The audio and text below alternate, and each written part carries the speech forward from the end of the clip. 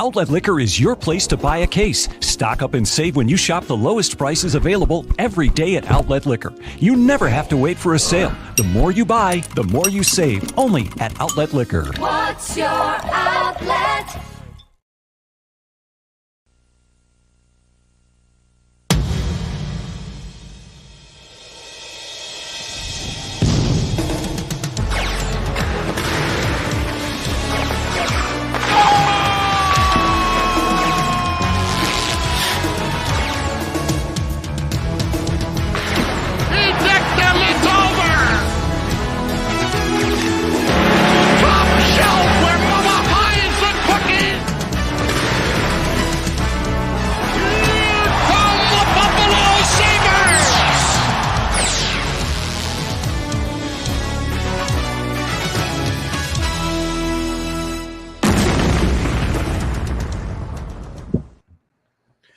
Welcome, everybody, to another edition of I'll Hang Up and Listen. I am Duane, host of Two Goalies, One Mike.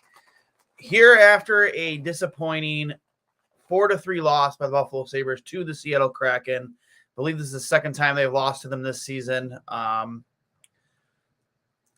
kind of uninspiring effort. You lose the night before to Philly, 4-0. First time you're shut out, I believe, all season. And then you kind of put up a dud tonight against Seattle. I mean, there was effort, but in terms of, playing with desperation, holding a lead, which they just can't seem to do, it's, again, very, very uninspiring. Sabres outshot the Kraken. I believe it was like 35-22. And just honestly, a lot of defensive breakdowns in your own end led to you losing this game. You saw the returns of Henry Jokiharju off of injury, goaltender Eric Comrie. We saw, Rasmus Asplund and Vinny Hinostroza both get back in the lineup. Guys that haven't seen the lineup in a while. And I understand that, sitting guys, every once in a while just to give them a breather, a night off, especially on a back-to-back. I totally get that. I don't know if I would have agreed that for it to be Jack Quinn and JJ Peterka, even though that line really hasn't produced at all last few games outside of like Dylan Cousins. You want to maybe give them a different perspective, just a night in the press box, kind of like watching from a different view. Totally get that. But I don't know. And it's not that Vinny and Asplund played bad. I just think they needed more offense tonight, and guys that were going to finish chances, and we didn't get that at all. And defensively, it was just a train wreck. I tweeted out earlier, if there's one thing Henry Jokiharju is good for when he's in this lineup, is leaving his man alone in front of the net, and he does it constantly. It's like he's allergic to tying up the stick. 2 goals straight up just on him, in my opinion. Absolutely on him.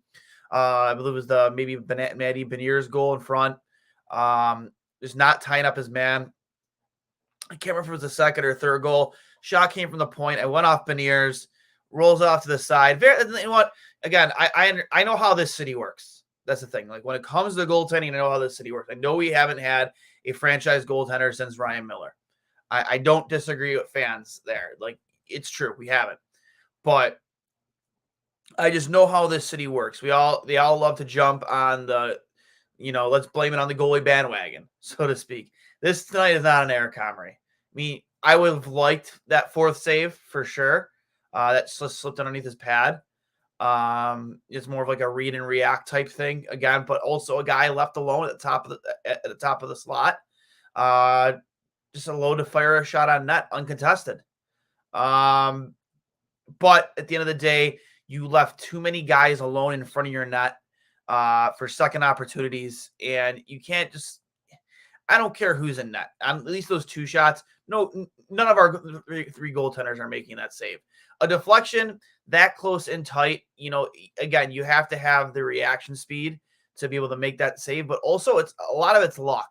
Like, you got to hope you're lucky that you're in the right position at that moment that the puck just hits you.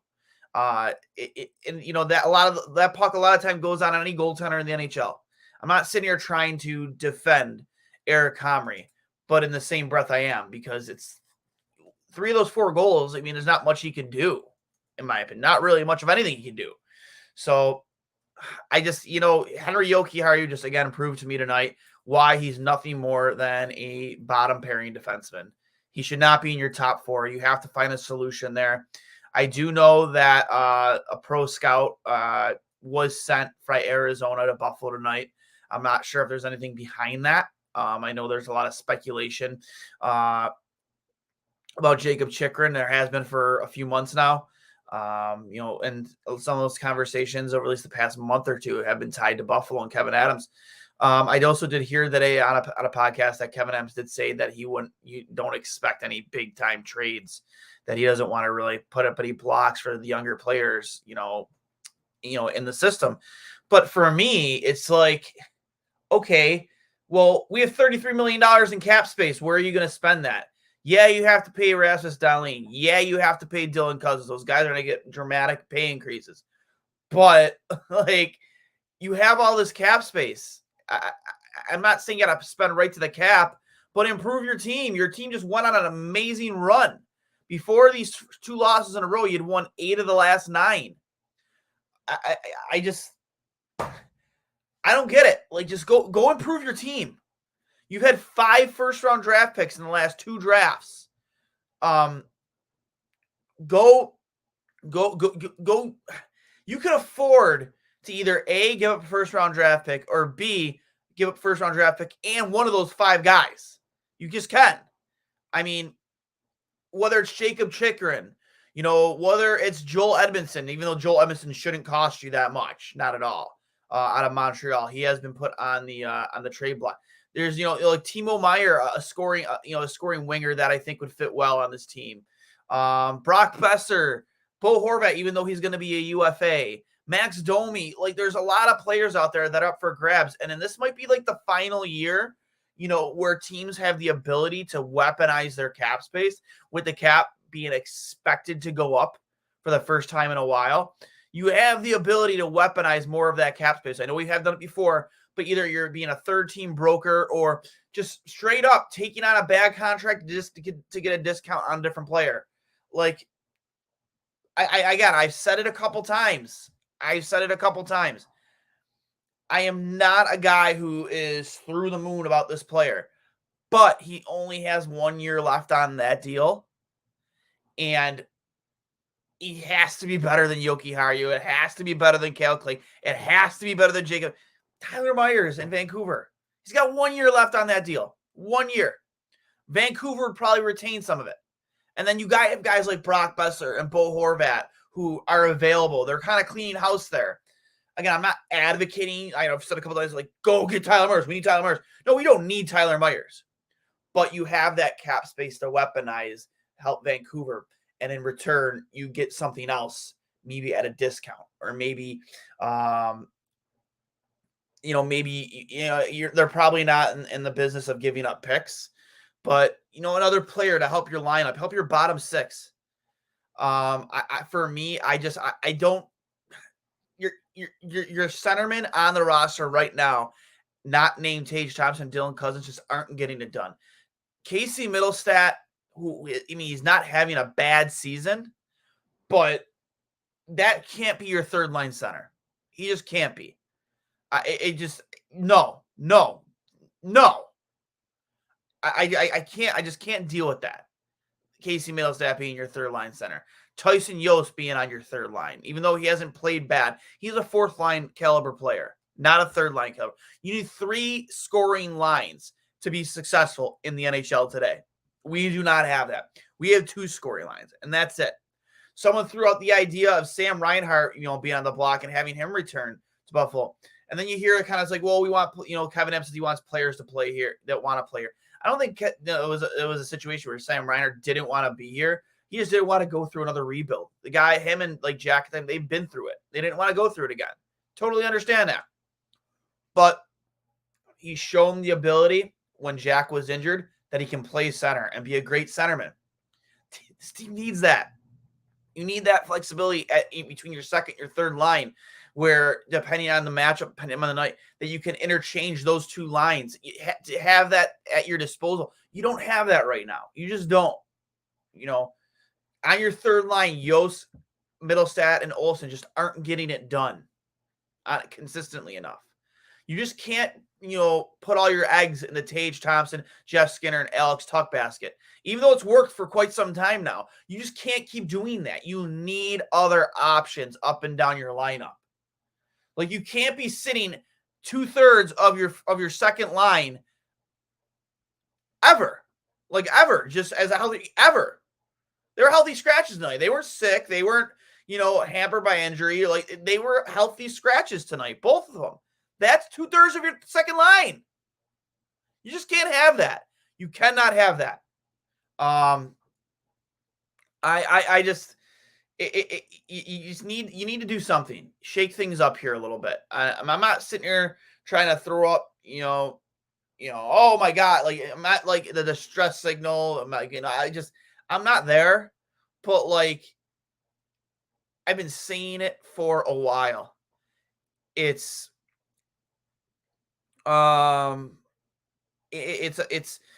you look at teams that are the blueprint teams that have been successful consistently for years. Your Tampa Bay, your Boston, your Colorado Avalanche. What's the one position on the ice that they have just so much depth and ability that you can roll any line out there for the most part any time of the game, and you feel confident that they can get it done? It's down the middle. Your centerman, and Tage Thompson has proved this, can really dramatically affect the rest of his line mates. We saw it with Jack between Sam and, what Jack was able to help when we turned Jeff Skinner into a 40-goal scorer. We've seen what Tage Thompson has done since moving to center. You need depth down the middle, and you need another top 4 defenseman. We only have 3 out of 4 right now. You need that 4th guy, and to have the ability to slide Labushkin and fill in the blank down to that 3rd pairing, whoever it is. Those 2 are my biggest needs, and maybe goalie is your 3rd need. Like, I'm not ready to say goalie is our biggest need right now. I don't think it is. Not right now, at least. UPL has played outstanding. Eric Comrie, again, I think you'd want that 4th goal back, but the guy hasn't played an NHL hockey game in almost 2 months. Like, I didn't expect him to come out here, especially when he wasn't even expecting to start when today started, to come out here and, put the team on his back and win a hockey game. You're definitely expecting to be rusts there. For the most part, I thought he played solid. He controlled his rebounds. He ate up pucks. I thought his positioning wasn't all that bad. His movement in the crease was good. Puck tracking was good. Just, a couple defensive breakdowns in front. Maybe if you have, and that's a hypothetical, maybe he does make one of those 3 saves, those 4 saves. I would expect him to make that 4th save for sure if it was UPL or even Anderson. But again, every goalie is allowed a goal like that every once in a while. And it's his first game in, friggin' almost 50, 60 days in the National Hockey League. I'm willing to look at tonight's game in terms of Eric Comrie and think, okay, let's look at the positives, build off that. Next start, let's really start to evaluate where he is and where he's going and what we need to do in net.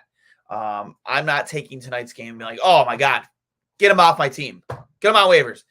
I'm not there with Eric Comrie. Like, you really, any goaltender having that much time off, granted, he did get a few games in the AHL, but there's a dramatic difference in skill level between the AHL and the NHL in terms of speed, shot speed, skill level, like across the board, dramatic difference. And again, I wouldn't expect to sit here, and I'm not ready to, throw him out the window yet. Start evaluating maybe over his next 2 starts. And that's really how, you get a feel on what you have right now in Eric Comrie. So, for me, again, I just, I just, chalk this up as losing to a team that, capitalized on their chances, played better defensively. Even though they gave up more shots, I thought they played better defensively, and just puck luck. Pucks weren't bouncing our way.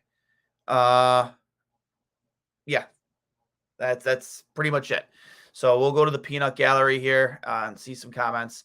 Mauricio Arenas, all Kraken's goals and route shots towards net rebounds, defensive miscues in front, or deflections. Sabres forwards always want to score pretty goals.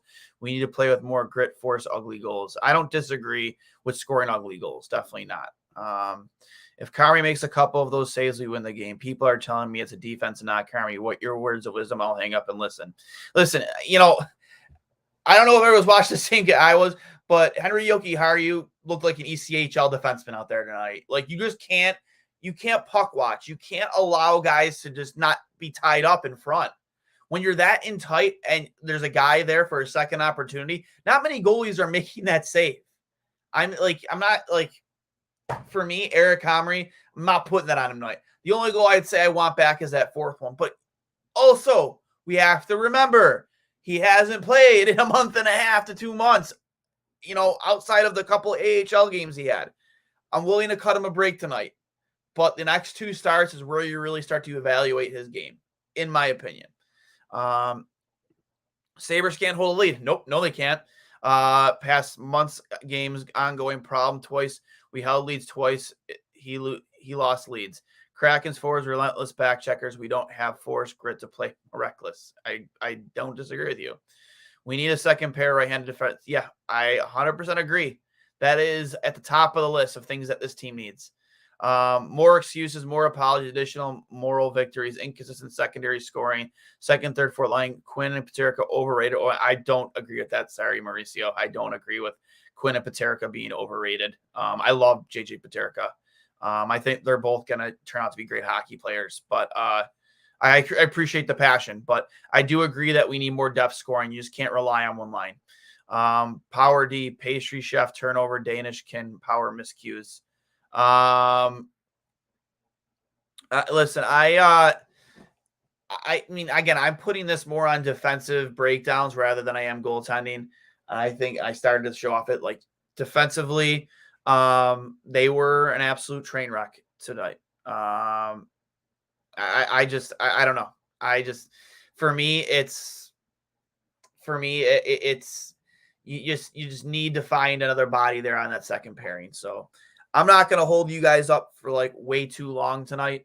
There ain't too many positives to talk about tonight. I mean, the few positives you can find, Tuck getting his 20th goal this season, the guys on route, been phenomenal consistently on that top line with Thompson and Skinner.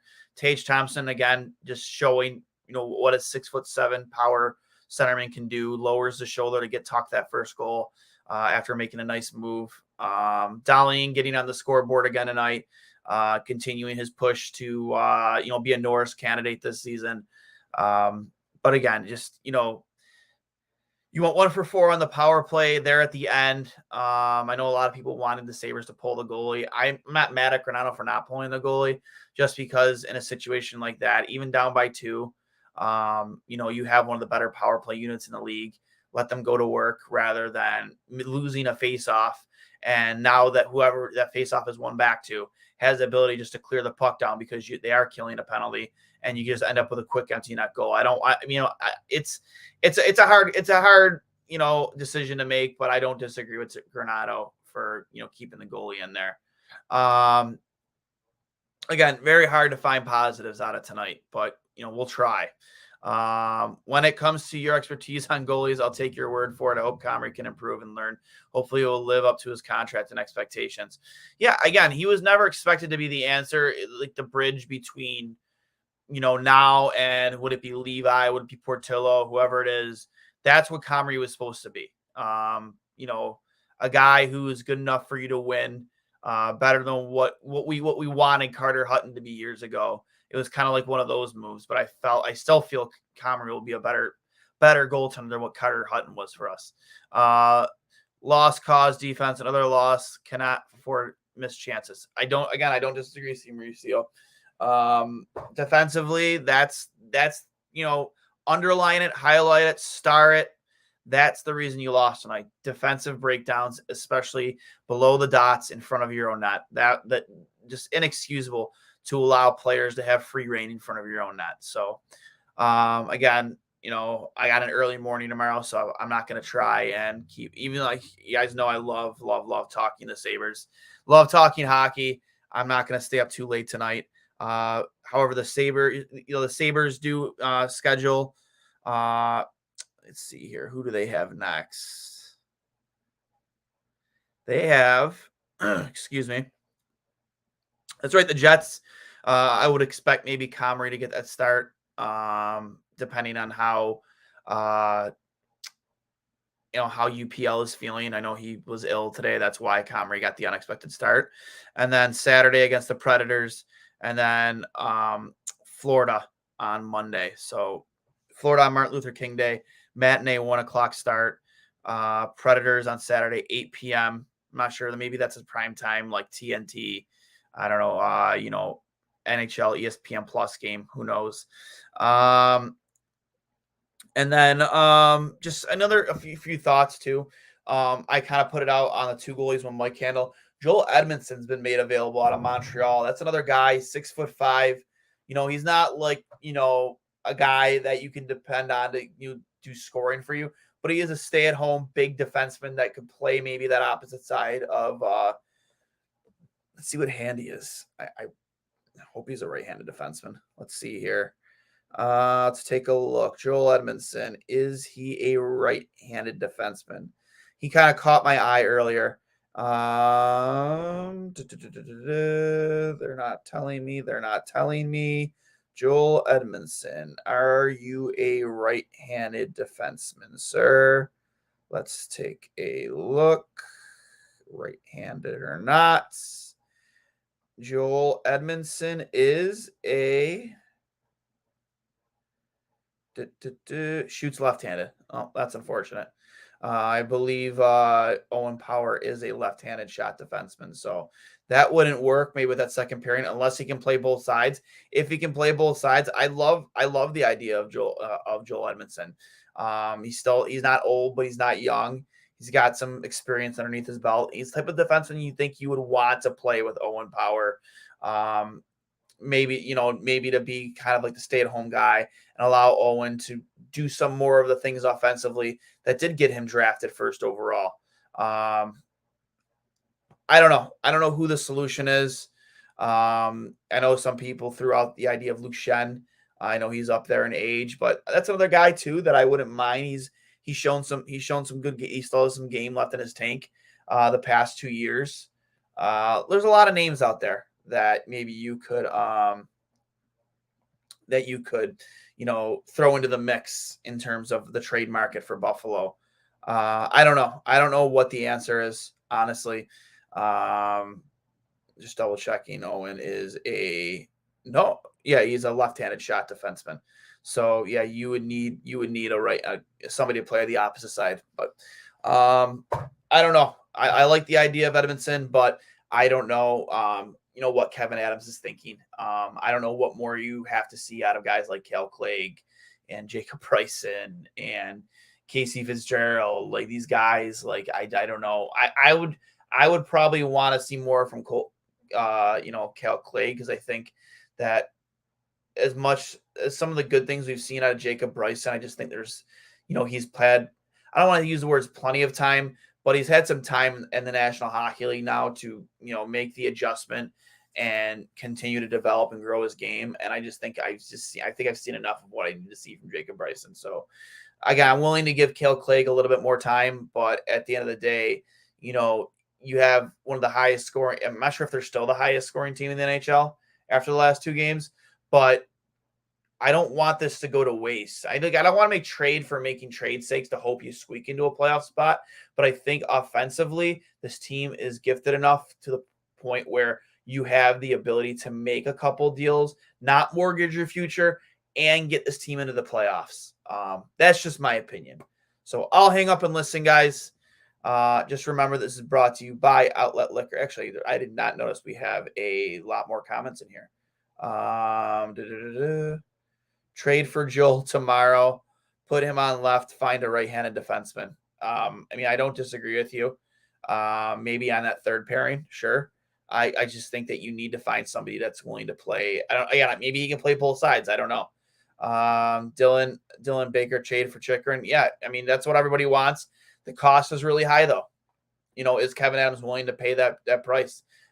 First round pick, a first round prospect, and a rostered player. It's pretty high. I think it's actually even more than that beforehand. I don't know if they've come down off that.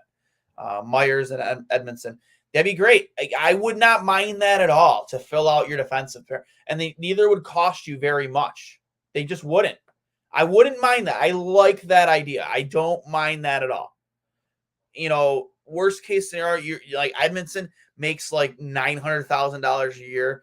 Myers only has 1 year left on the contract. Like, I don't mind that idea at all because everything right now is better than what we have after Dahlin, Samuelson, and Owen Power.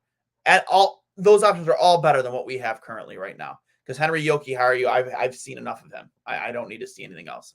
Eric Johnson, UFA next year, right-hand defense and a veteran that can be helpful on the blue line.